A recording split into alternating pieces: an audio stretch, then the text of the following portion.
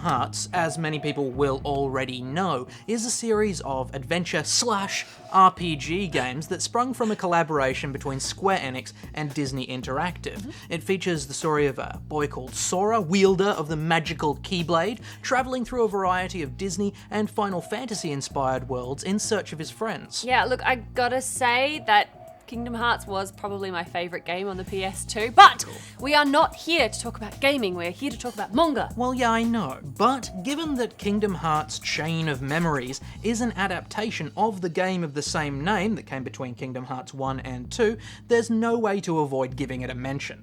True enough, but it should also be said that Shiro Amano's manga adaptation probably isn't the best jumping off point to anyone who hasn't experienced this world before. The story follows on directly from the events of Kingdom Hearts 1, with Sora, Donald, Goofy and Jiminy Cricket searching for King Mickey and Sora's friend and rival, Riku.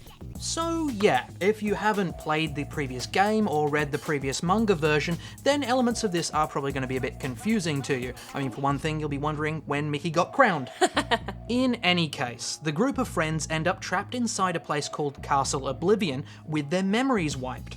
They meet a few old friends, battle against a mysterious group called Organization 13, and try to figure out which of their remaining memories are real. I think this book did a really good job of clarifying what was quite a twisty storyline in the game, and there are some really welcome bursts of humour, often taking the form of self-awareness. Such as when Sora points out the long corridor they're walking down seems like it's the lead-up to a boss fight. Yeah, and there's even a vending machine that has potions and elixirs. I got a chuckle out of that too, I've got to say. But I do also need to say that although, yeah, this is overall pretty fun, it does have a bit of trouble standing on its own. The Arabian Nights section in particular got quite boring for me because it was essentially just a chopped down retelling of the Aladdin movie. There is a catch-22 here. You need to have read or played the previous material for this to make sense.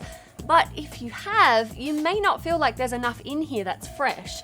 It is a fun and light-hearted read, and I do think it would sit well with younger readers. I thought the art varied a bit though. Some of the panels are a bit overly simplistic for my taste. Yeah, there were a few quite simple ones, but overall it does look good, especially the characters.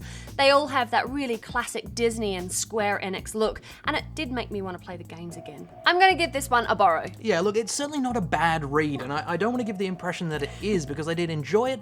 It's just sometimes it felt a little shallow, like they could have spent more time fleshing out the story rather than just retreading it. I agree. But I am going to give it a borrow. I did think it was fun, and yeah, I completely agree. I'm going to have to play the games again. Yeah, gotta dust off the old PS2. Well, they're actually bringing it out on HD for the PS3.